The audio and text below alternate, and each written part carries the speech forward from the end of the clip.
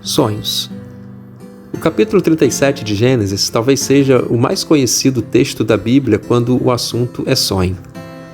Nele nós encontramos o episódio de José, o filho preferido de Jacó, recebendo 2 sonhos do próprio Deus, em que num deles feixes de trigo se curvavam diante de um feixe de trigo específico, aquele que era de José, bem como o sol, a lua e algumas estrelas se prostravam diante da figura de José.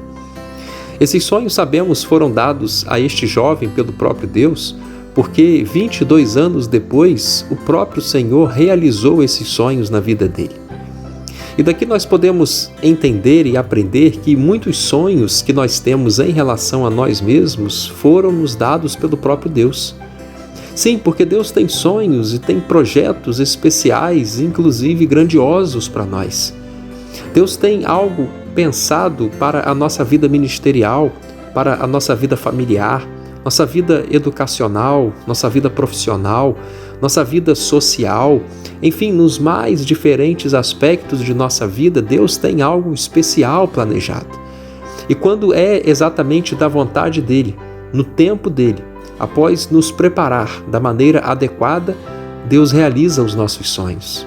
Sim, o nosso Deus não é um estragador de prazeres ou um destruidor de sonhos, não.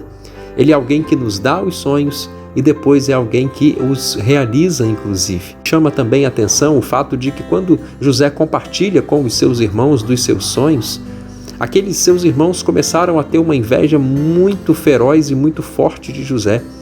Essa inveja cresceu a tal ponto de se tornar ódio.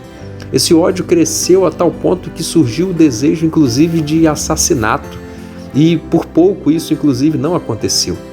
E os irmãos de José acabaram vendendo-o, então, finalmente, como escravo para uma caravana que passava. Isso faz pensar que nós precisamos considerar também para quem nós compartilharemos os nossos sonhos.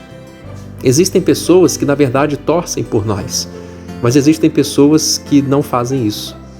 Existem pessoas que podem contribuir conosco na realização dos nossos sonhos, ao passo que existem pessoas também que estariam só dispostas a destruir, a prejudicar, a atrapalhar os nossos sonhos.